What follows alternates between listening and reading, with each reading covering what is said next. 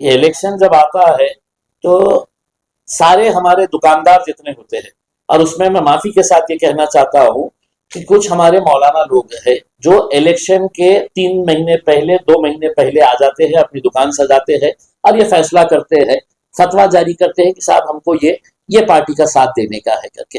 हाँ, जैसा मैं माजरत के साथ बोलूंगा उसके अंदर कि भीड़ के अंदर पूरे मौलाना बैठ गए और बोले नहीं अपने को अजीत दादा का साथ देना है। अब वो मौलानाओं की जिम्मेदारी है कि वो रास्ते के ऊपर आ जाए करके, क्योंकि आपने है तो उनको दिया था, वो तो हुकूमत के अंदर बैठे हुए हैं, और आपके बोलने की वजह से है तो लोगों ने है तो इनको वोट दे दिया है। इम्तियाज जलील को हराने के लिए एक बड़े मौलाना यहाँ पर आकर बैठे थे, दुकान सजाए थे, माफी के साथ कहता हूं मैं, कि नहीं नहीं अपने को इनको वोट देने का है, शिवसेना को वोट देने का है। अब जब मुसलमानों के ऊपर आफत आई तो नहीं इम्तियाज जलील तुम क्यों नहीं लड़ रहे, तुम क्यों नहीं बोल रहे हैं करके। इन्होंने अब इनका इसका नेतृत्व करना चाहिए।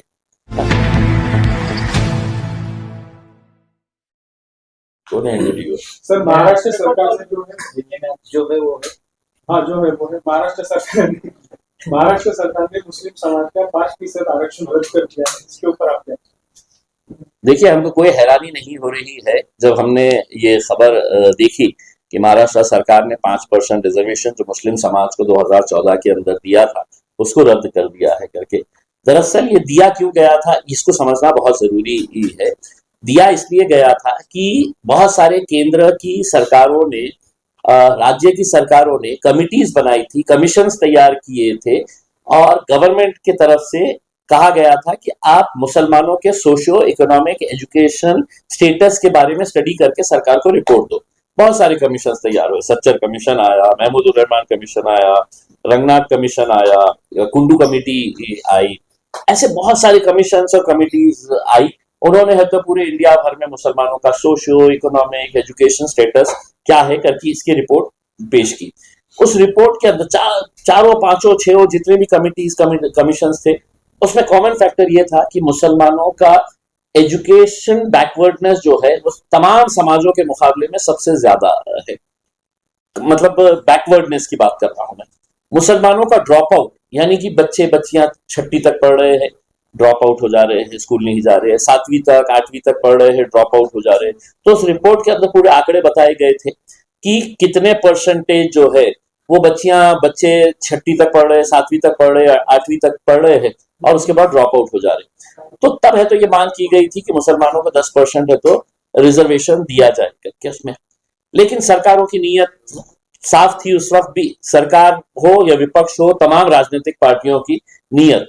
2014 में मैं भी है तो आमदार था, हमने खूब लड़ाई करे थे वहां पर, और लड़ाई करके है तो हमने सरकार को ये बताया था कि मुसलमानों को क्यों रिजर्वेशन मिलना चाहिए करके। ये मामला फिर कोर्ट में गया, और कोर्ट ने ये पूरे रिपोर्ट्स, कमीशंस, कमिटीज की रिपोर्ट्स देखने के बाद कोर्ट ने ये फैसला किया कि नहीं, मुसलमानों का बैकवर्डनेस वास्तव में बहुत ही ज्यादा है, इसीलिए उनको रिजर्वेशन 5% एजुकेशन के अंदर मिलना चाहिए करके। हमने उसका स्वागत किया था। लेकिन अब 10-12 साल के बाद है तो ये हुकूमत आई है, और ये हुकूमत ने अपनी मंशा साफ कर दी है कि तो हमको आश्चर्य नहीं हो रहा है, हमको कोई बहुत हैरानी नहीं हो रही है, क्योंकि हुकूमत ने अपनी मंशा, इनकी नीयत क्या है मुसलमानों के ताल्लुक से, मुसलमानों को देखने का इनका नजरिया क्या है, ये साफ कर दिया है। मैं लोकसभा के अंदर एक मरतबा भाषण हो रहा था तो मोदी साहब सामने बैठे हुए थे, सारा मंत्रिमंडल बैठा हुआ था। रिजर्वेशन के बारे में मुझे पीछे से किसी ने कहा कि मुसलमानों के रिजर्वेशन के बारे में बोलो, तो मैंने कहा कि इनसे मांगना, मतलब मोदी जी से मांगना या भाजपा से मांगने का मतलब यह है कि अपना सर दीवार पे फोड़ने के जैसा है। इन्होंने तो देश का ऐसा माहौल करके रखा हुआ है कि मुसलमानों तुमको हम सांस लेने दे रहे हैं, यही बहुत बड़ी बात है करके उसमें। तो हमने है तो उनसे मांगे नहीं थे, लेकिन हमको ये चीज का एहसास है कि अगर पढ़ेगा इंडिया तो ही बढ़ेगा इंडिया, और सभी समाज को इसके अंदर मदद करने की जरूरत। जैसे मराठा समाज का रिजर्वेशन की जब मांग जरंगे पाटिल साहब हमारे भाई ने उठाई, तो इम्तियाज जलील नहीं, असदुद्दीन अवैसी ने पार्लियामेंट के अंदर आवाज उठाई थी कि मराठाओं के जो गरीब मराठा है उनको मदद करने की जरूरत है। मैंने यहां तक कहा था कि इसे मराठा ही नहीं, अगर ब्राह्मण समाज के भी कुछ लोग हैं जिनको कुछ सहारे की जरूरत है, वो पढ़ना चाहते हैं, तो उनको भी दीजिएगा करके उसमें। तुम ये समझ रहे हैं कि मुसलमानों का रिजर्वेशन हट गया, अब तुम्हारी गाड़ियां पूछने के लिए आएंगे, तुम्हारे ड्राइवर बन के आएंगे, ये रिक्शा चलाएंगे, ये ट्रक चलाएंगे, ये पकौड़े की गाड़ी लगाएंगे, ये पंचर बनाने का काम करेंगे। यही उम्मीद और यही मंशा और यही नीयत की वजह से वो कह रहे हैं कि अब ये हटा दिया गया है करके। तो मेरा उनसे यही कहना है कि मुसलमान जो है वो खत्म नहीं होगा, हम और ताकत के साथ इसका मुकाबला करेंगे। और हमें खुशी है कि आज ये समाज के बच्चे यूपीएससी क्रैक्स कर रहे हैं। पहले से ज्यादा मुस्लिम समाज के लड़के और लड़कियां आज सिविल सर्विसेज के एग्जाम में बैठ रहे हैं, पास हो रहे हैं। डॉक्टर्स की संख्या बढ़ रही है, इंजीनियर्स की। तो ये किसके लिए काम कर रहे हैं? ये देश के लिए ही काम कर रहे हैं ना, ये देश के लिए ही एसेट्स हो रहे हैं ना। लेकिन अगर तुम्हारी घटिया सोच और तुम्हारी घटिया विचारधारा अगर ऐसी ही है कि नहीं ये समाज का हमारे से, तो उनको एक बात समझाना चाहता हूं कि जिस्म का एक भी हिस्सा अगर माजूर हो गया, अगर हम इस जिस्म को अगर मुल्क की तरह देखें कि ये भारत देश है पूरा, और तुम ये कहे कि नहीं मुझे ये आंख की जरूरत नहीं है, ये हाथ तो बेकार है, ये हाथ मुसलमान को प्रतीक करता है तो ये हाथ की जरूरत नहीं है करके, तो आप है तो माजूर कहलाएंगे, आप है तो फिजिकली हैंडीकैप कहलाएंगे, आप 100% फिट नहीं कहलाएंगे। तो देश को अगर 100% फिट करना है, देश को अगर आगे बढ़ाना है, तो सभी समाजों को साथ में लेकर जाने की जरूरत है। सर आने वाले दिनों में आपकी पार्टी, आपके पक्ष की और आपकी क्या भूमिका रहेगी भविष्य में? देखिए, दिक्कत तो यही होती है ना कि हमारे समाज में कुछ इस तरह का माहौल हो गया है कि इलेक्शन जब आता है तो सारे हमारे दुकानदार जितने होते हैं, और उसमें मैं माफी के साथ ये कहना चाहता हूं कि कुछ हमारे मौलाना लोग हैं जो इलेक्शन के 3 महीने पहले, 2 महीने पहले आ जाते हैं, अपनी दुकान सजाते हैं और ये फैसला करते हैं, फतवा जारी करते हैं कि साहब हमको ये पार्टी का साथ देने का है करके। हाँ, जैसा मैं माजरत के साथ बोलूंगा उसके अंदर कि भीड़ के अंदर पूरे मौलाना बैठ गए और बोले नहीं अपने को अजीत दादा का साथ देना है। अब वो मौलानाओं की जिम्मेदारी है कि वो रास्ते के ऊपर आ जाए करके, क्योंकि आपने है तो उनको दिया था, वो तो हुकूमत के अंदर बैठे हुए हैं, और आपके बोलने की वजह से है तो लोगों ने है तो इनको वोट दे दिया है। इम्तियाज जलील को हराने के लिए एक बड़े मौलाना यहाँ पर आकर बैठे थे, दुकान सजाए थे, माफी के साथ कहता हूं मैं कि नहीं अपने को इनको वोट देने का है, शिवसेना को वोट देने का है। अब जब मुसलमानों के ऊपर आफत आई तो नहीं इम्तियाज जलील तुम क्यों नहीं लड़ रहे, तुम क्यों नहीं बोल रहे हैं करके, इन्होंने अब इसका नेतृत्व करना चाहिए।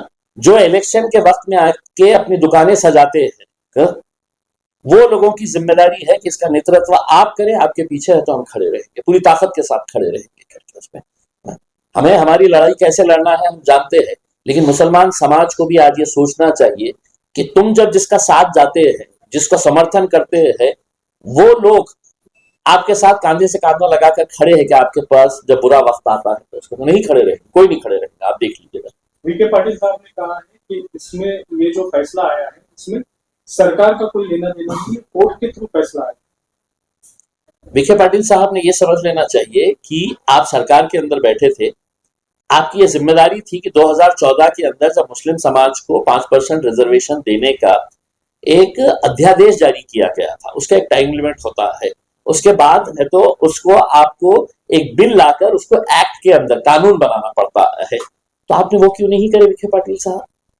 आप तो मुसलमानों के हमदर्द नजर आ रहे हैं आपके ये स्टेटमेंट दिखने के बाद। उसमें आपने क्यों अपनी सरकार को ये नहीं कहा कि ये मुसलमानों के रिजर्वेशन का जो अध्यादेश है वो लैप्स होने वाला है, इसको हमको बिल लाकर, इसको हमको कानून के तहत है तो इसको हमको एक एक्ट के जरिए कानून बनाने की जरूरत है करके। तो आप ये क्यों नहीं कहे? आप एक मर्तबा बोलने से पहले 2014 के अंदर हाईकोर्ट ने, बॉम्बे हाईकोर्ट ने जो फैसला दिया था कि क्यों मुसलमानों को रिजर्वेशन देना चाहिए, उतना पैराग्राफ जरूर पढ़ लीजिएगा उस ऑर्डर के अंदर कि हाईकोर्ट ने क्या कहा था। आप तो उस वक्त भी चाहते थे, आपकी सरकार, आपकी हुकूमतें, आप उस वक्त अलग पार्टी के अंदर थे, ये अलग बात है कि अब आप किसी दूसरी पार्टी के अंदर कूद गए हैं, तो अब आपकी जहनियत भी उसी हिसाब से चल रही है जैसा आपने। तो उस वक्त हाईकोर्ट ने क्या कहा था इस बारे में, वो ऑर्डर की कॉपी फडणवीस साहब ने भी पढ़ना चाहिए, विखे पाटिल साहब ने भी पढ़ना चाहिए, और तमाम राजनीतिक पार्टियां जो मुसलमानों के वोट मांगने की दावेदारी करती है वो सभी लोगों ने पढ़ना चाहिए। लखनऊ में मोहन भागवत ने कहा है कि सारे मुस्लिम जो है वो हिंदू ही है, ये कुछ सऊदी अरब से नहीं आए हैं और हमें जल्दी इनकी घर वापसी करने की कोशिश करना चाहिए। तो देखिए ना, मतलब ये ऐसी ही सोच वाले लोगों ने इस देश को कमजोर किया है। आरएसएस जैसी संगठन का एक बड़ा नेता अगर इस तरह की अगर बात करता है तो मैं ऐसे नेताओं की तुलना जो है वो अजमल कसाब जैसे लोगों से करता हूं। अजमल कसाब क्यों आया था पाकिस्तान से? इस देश को तोड़ने के लिए आया था, इस देश को कमजोर करने के लिए आया था। अरे ये देश का मुसलमान है, वफादार मुसलमान है, जो इस मिट्टी को दिन में 5 मरतबा चूमता है।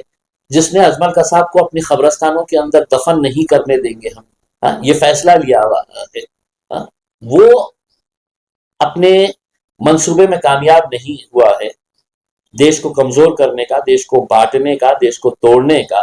तो अब यहाँ पर लोगों को ये लग रहा है कि हमने इतनी कोशिशें करवा ली है, ये देश टूट क्यों नहीं रहा है। तो इस तरह के बयान सिर्फ यही नहीं देते हैं, हर रोज कोई ना कोई इनका प्यादा खड़े रहता है और ये इस तरह के बयानबाजी करते रहता है। मुसलमान इस देश का कहीं नहीं जाने वाला है इसमें।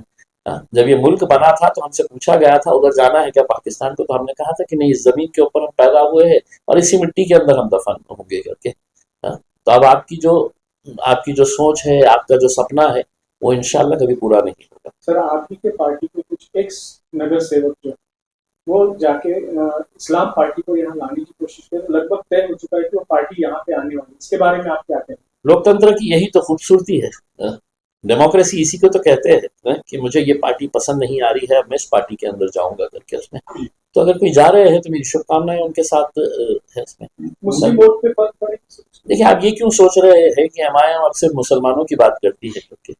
आप कभी जाकर देखिएगा कि एसटी की कैंडिडेट मेरे पास से चुनकर आई है, एससी की कैंडिडेट मेरे पास से चुनकर आए हैं, मराठा समाज का मेरा भाई है तो जिला परिषद का इलेक्शन है तो एमआईएम के टिकट से लड़ रहा है, ओबीसी की हिंदू बहन हमारे टिकट से लड़ रही है करके उसमें।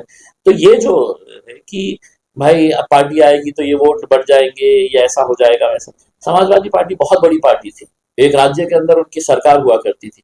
आज कहाँ है देखिए ना, हाँ? आज उनको पुरसाने हाल कोई नहीं की है। वो भी दावा करती थी कि हम मुसलमानों के लिए लड़ेंगे, मुसलमानों के लिए बात करेंगे। लेकिन जनता को जब समझ में आया देखिए तो भारतीय जनता पार्टी के पास इनका रिमोट कंट्रोल है, तो पूरी तरीके से नकार दिए है। अब जो पार्टियां आ रही है ठीक है, आप अभी लॉन्च हुए हैं, आपको मेरी शुभकामनाएं है कि जाइए मेहनत करिएगा, आप अच्छे काम के लिए करिएगा। उसमें जीत और हार का फैसला जो है वो पब्लिक तय करती है उसमें। तो आप अच्छा काम करेंगे, हमसे अच्छा करेंगे तो स्वाभाविक है लोग आपके पास जाएंगे, और अगर आप काम नहीं करेंगे तो लोग हमारे पास टिके रहेंगे इसके अंदर। देखिए, चंद लोगों की वजह से पार्टियां नहीं चलती है ऐसा। पार्टियां जो है वो आवाम तय करती है कि हम किस पार्टी के साथ जाने का है करके। चंद लोग यहाँ से उठ के चले जाएंगे और बोलेंगे कि साहब अब हम हिंदुस्तान पे पूरा ये करेंगे, तो ऐसा नहीं होता है। मजलिस आज जिस मुकाम के ऊपर पहुंची है वो 70-75 सालों की मेहनतों का नतीजा है कि यहाँ तक पहुंचे हैं। अब आप कल जुम्मा 8 दिन नहीं हुए हैं और आप कह रहे हैं कि साहब अब ये इतना बड़ा, कोई फर्क नहीं पड़ता।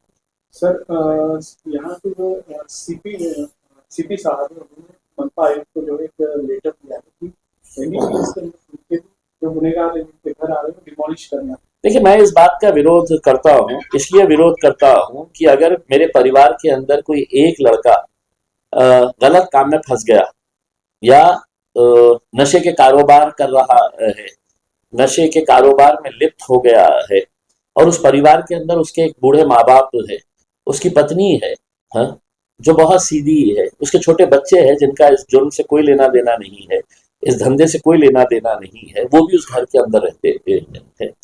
हम तो ये मांग नहीं कर रहे हैं जो इस कारोबार में इन्वॉल्व है उसको आप कड़ी से कड़ी सजा दीजिएगा, हम पूरा साथ देंगे आपको। लेकिन जब आप ये बुलडोजर कल्चर यहाँ पर लाने का सोच रहे हैं तो कहीं ना कहीं आप ये कह रहे हैं कि अब इस मुल्क से अदालतों को बंद कर दिया जाए करके। हमको अदालतों के फैसले नहीं सुनना है, हम हमारे हिसाब से जंगल का कानून कैसा होता है या हुकुमशाही कैसी होती है, हम वो यहाँ पर लादने की कोशिश करने वाले हैं। तो हम इसका विरोध करेंगे। घर तोड़ना, किसी का आशियाना तोड़ना, मेरे हिसाब से ये कानून के दायरे में सही नहीं है। और सुप्रीम कोर्ट ने उत्तर प्रदेश के अंदर जब योगी महाराज इसी तरह का कर रहे थे तो सुप्रीम कोर्ट ने कड़े लफ्जों में ये कहा था कि मतलब ये इस तरह का नहीं। बंबई, नागपुर के अंदर जब फहीम अंसारी हमारा एक कॉर्पोरेटर चुनकर आया तो उसका घर तोड़ा गया था। हाईकोर्ट ने अभी 8 दिन पहले जजमेंट दिया है और कहा है कि हुकूमत इसको पैसा देगी या इसका घर बना कर देगी करके उसमें। तो ऐसी कार्रवाई करने से पहले थोड़े हाई कोर्ट और सुप्रीम कोर्ट के जजमेंट्स क्या है उसके ऊपर भी गौर कर ले करके। हाँ, ये है कि नशे के कारोबार में हम इस शहर की पुलिस का तहे दिल से शुक्रिया अदा करते हैं कि बहुत अच्छी मुहिम उन्होंने की है। पुलिस कमिश्नर साहब ने अपना जो एनडीपीएस की जो टीम तैयार की है, हम उसका पूरा समर्थन करते हैं और हम उनको और ताकत देना चाहते हैं इस शहर से नशे के कारोबार को खत्म करने के लिए। लेकिन जब इस तरह का कोई लेटर अगर आता है, मुझे पता नहीं है वो कितना जेन्युइन लेटर है, क्योंकि बताया गया है कि उसके ऊपर इनवर्ड आउटवर्ड कुछ भी नहीं है करके उसमें, तो फिर वो पुलिस कमिश्नर का नहीं होता है लेटर, फिर वो भारतीय जनता पार्टी का होता है, आरएसएस का होता है। तो वहां के जरिए अगर ये आ रहा होगा तो हम उसका विरोध करेंगे।